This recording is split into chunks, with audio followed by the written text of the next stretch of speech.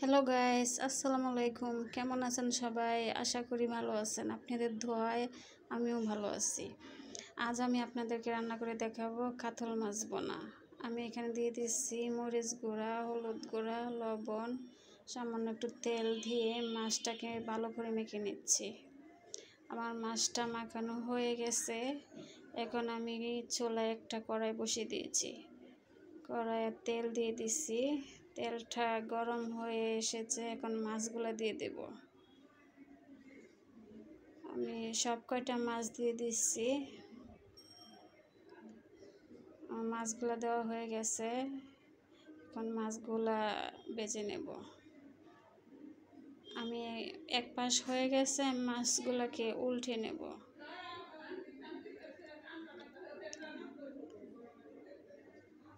মাছগুলোকে উল্টে দিয়েছি। আমার মাছগুলো ভাজা হয়ে গেছে, আমি মাছগুলোকে উঠিয়ে নেব। মাছগুলো উঠিয়ে নিয়ে আমি এই প্যানেই ওই তেলে আমি পেঁয়াজ কুচি দিয়ে দিয়েছি। পেঁয়াজ কুচি দিয়ে আমি পেঁয়াজটাকে ভেজে নেব। পেঁয়াজটাকে একটু নেড়ে ছেড়ে দিয়ে ভেজে নিচ্ছি।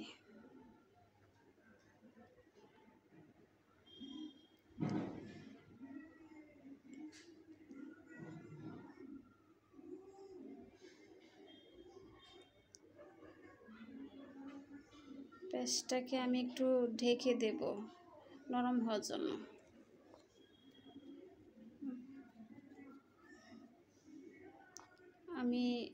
আমার কাছে মনে হয়েছে তেলটা একটু কম হয়েছে, আমি সামান্য একটু তেল দিয়ে দিছি।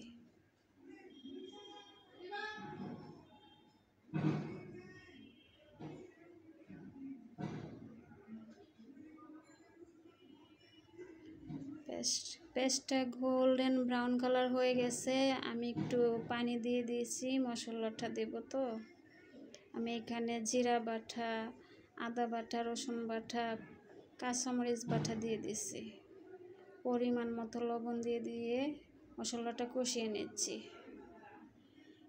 এখানে আমি মরিচ গুঁড়া, হলুদ গুঁড়া, ধনিয়া গুঁড়া দিয়ে দিচ্ছি।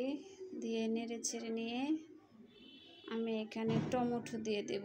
একটা টমেটো লম্বা ফালি করে কেটে রেখেছিলাম, এটা দিয়ে দিয়েছি। এটাকে কষানোর জন্য আমি সামান্য একটু পানি দিয়ে ঢেকে নেব।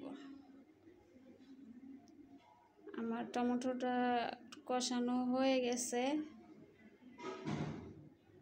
এখন আমি এখানে জল দিয়ে দেব। এখানে মশলা দেওয়া পানিটা ছিল, এটা আমি দিয়ে দিচ্ছি। পরিমাণ মতো ঝোল দিয়ে আবার ঢাকনা দিয়ে ঢেকে দিলাম। বলক এসে গেছে ঝোলটা, এখন আমি মাছগুলো দিয়ে দেব।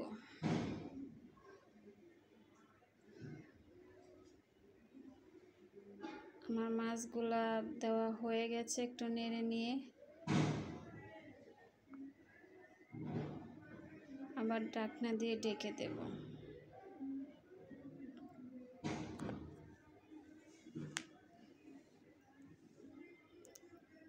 আমার তরকারিটা অর্ধেক হয়ে গেছে। এখন আমি এখানে কাঁচামরিচ ফালি করে রেখেছিলাম, ওটা দিয়ে দেব। আবার একটু ঢাকনা দিয়ে ঢেকে দিয়ে একটু রান্না করে এখন ধনেপাতা কুচি দিয়ে 1 মিনিটের মতো রান্না করে নেব। নিয়ে আমার তরকারিটা হয়ে গেছে, এখন নামিয়ে নেব। আমার রেসিপিটা যদি ভালো লেগে থাকে তাহলে আমার চ্যানেলটা সাবস্ক্রাইব করে পাশে থাকবেন। আর আমার ফেসবুক পেজ থেকে যদি দেখে থাকেন তাহলে ফলো করবেন।